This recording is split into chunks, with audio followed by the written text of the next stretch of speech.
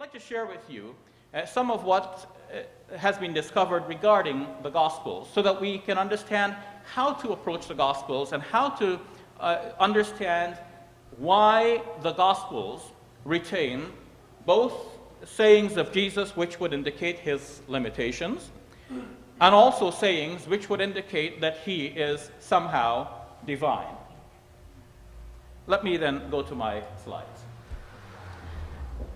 As the Gospels now appear in the Bible, this is the order, starting from your left to right, Matthew first, Mark, Luke, and then John. However, scholars generally today believe that Mark was the first of the four Gospels to be written. And hence, this would be roughly the order: Mark first, Matthew and Luke somewhere in between, and finally John. One of the scholars who has contributed to this conclusion, or rather has accepted the conclusion, and is undoubtedly a conservative scholar. Let me check with James. Is Richard Balcom a conservative scholar? Somewhere there. Is F.F. Bruce a conservative scholar? Oh, by the way,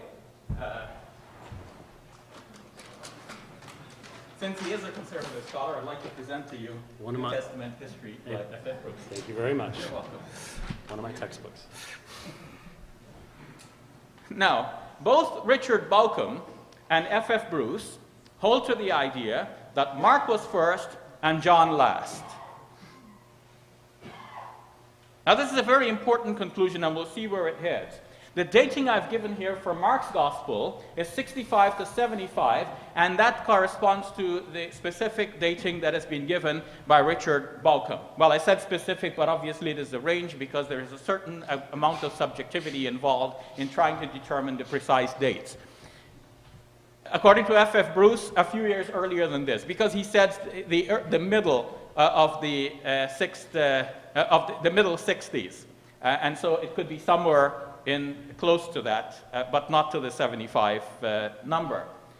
John's Gospel in the last decade of the first century, so anywhere from 90 to 100, and this seems to be what F.F. Bruce says repeatedly, that John wrote towards the close of the first century. Now, what else do these scholars tell us? So Matthew and Luke are somewhere in between, but it is important to notice also that the scholars believe that Mark was a source used by Matthew and Luke in the composition of their own Gospels. Now, that's natural. If somebody has written a Gospel, you're going to write another one. Why start from scratch? You use the existing document, and you write it according to the way you know the facts to be, or to bring out the message you would like to bring out. So Matthew and Luke did this. But, as noted by F.F. Bruce, Matthew and Luke sometimes made improvements to Mark's Gospel. Now, he didn't spell out what all of the improvements are, but the improvements are, I believe, very important, and we should take cognizance of what they are. For example, there are improvements which show that in Mark's Gospel, somebody addressed Jesus as Rabbi, such as in Mark chapter 9, verse 5, but then in Matthew's Gospel, in the same incident, you can compare them side by side. You go from Mark to Matthew, the same incident, the person referred to Jesus as Lord. So in Mark 9:5, Peter said to Jesus, "Rabbi, it is good for us to be here." In Matthew 17:4, Peter said to Jesus, "Lord, it is good for us to be here." So in the one gospel, he's called Rabbi, the earlier one. In the later gospel, he's called Lord. So there is a significant improvement here from a Christian point of view. Second, there are improvements in which we find in the later gospel that Jesus describes himself as Lord. For example, in Mark chapter 13, verse 35, "Therefore, keep awake, for you do not know when the master of the house will come." Compare that with Matthew chapter 24, verse 42. "Keep awake, therefore, for you do not know on what day your Lord is coming." When I mentioned this in Seattle a few years ago, James took issue regarding this. Actually, I hadn't mentioned it in Seattle. I mentioned it elsewhere, then James took issue with it during our Seattle debate. And following that, I wrote a rejoinder reaffirming that this difference actually does exist. Third, there are improvements in which the later gospel calls Jesus the Son of God. For example, Mark chapter 8, verse 29, Peter answered him, "You are the Messiah." But compare that with Matthew chapter 16, verse 16. Simon Peter answered, "You are the Messiah, Son of the living God." So the later gospel has inserted here, "Son of the living God," in Peter's speech, as it is admitted by many scholars who have worked on this. 4, there are improvements in which the later gospel suddenly calls God Father, or has Jesus call God Father. Mark chapter 3, verse 31, "Whoever does the will of God is my brother and sister and mother." Matthew chapter 12, verse 46 improves that by saying that Jesus said, "For whoever does the will of my Father in heaven is my brother and sister and mother." So it was God in the earlier gospel, was Father in the later gospel. 5, there are improvements so as to have people pray to Jesus. For example, when a storm broke out, Jesus was asleep in the stern, and the disciples came up to Jesus and awoke him, according to Mark's gospel, Mark chapter 4, verse 38, and they said to him, "Teacher, do you not care that we are perishing?" What did they call Jesus? Teacher. Again, "Teacher, do you not care that we are perishing?" In Matthew chapter 8, verse 25, same incident, they approached Jesus and they said, "Lord, save us, we are perishing." What did they call him this time? Lord. It's the same incident, just the later gospel. The situation has been changed, or the wording has been changed. Then there are improvements to reduce Jesus' emphasis on one God. In Mark chapter 12, verse 29, Jesus was asked, "What is the first and the greatest commandment?" And this is what he said. "The first is, 'Hear, O Israel, the Lord our God, the Lord is one. You shall love the Lord your God with all your heart and with all your soul and with all your mind and with all your strength.'"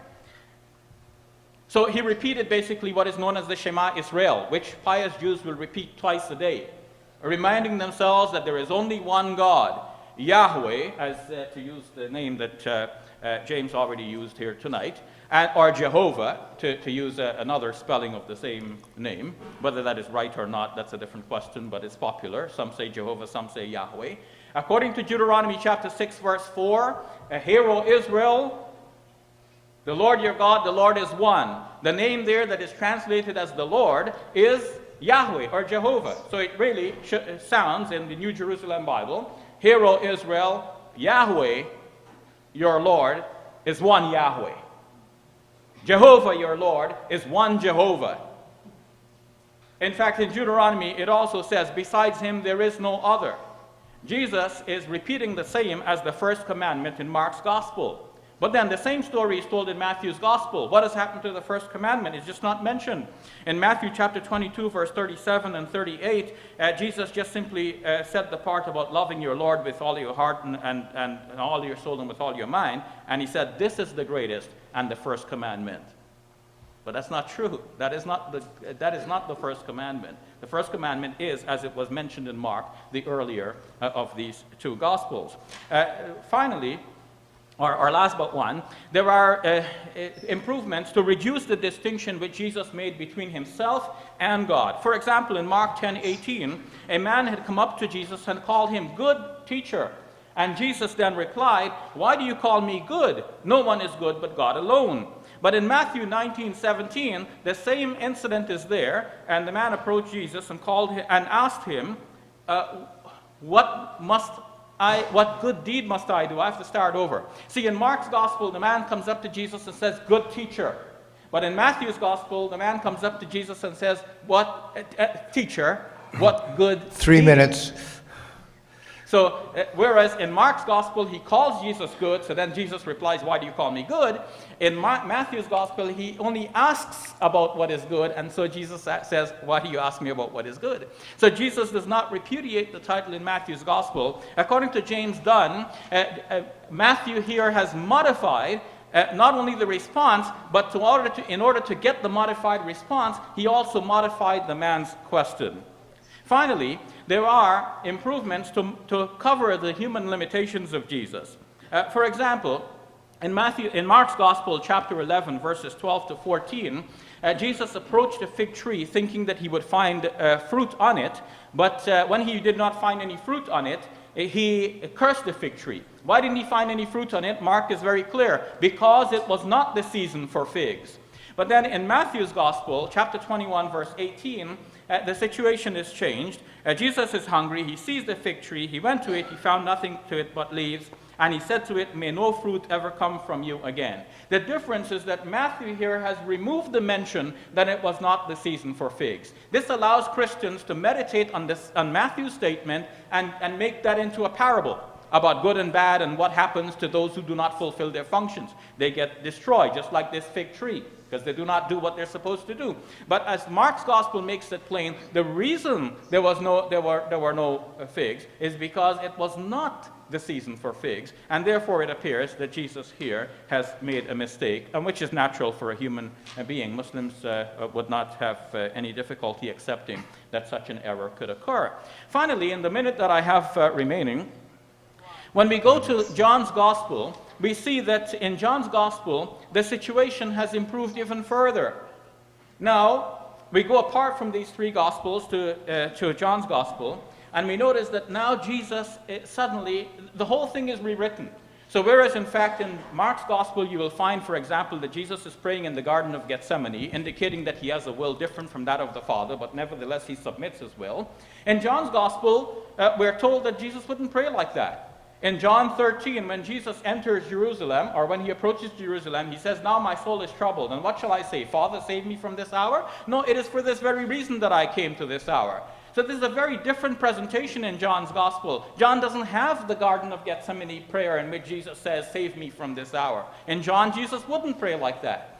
In the other Gospels, Judas Iscariot is necessary for surrendering Jesus to the authorities. But in John's Gospel, John has Jesus handing himself over to the authorities. They do not dare arrest him, just his voice blows them over.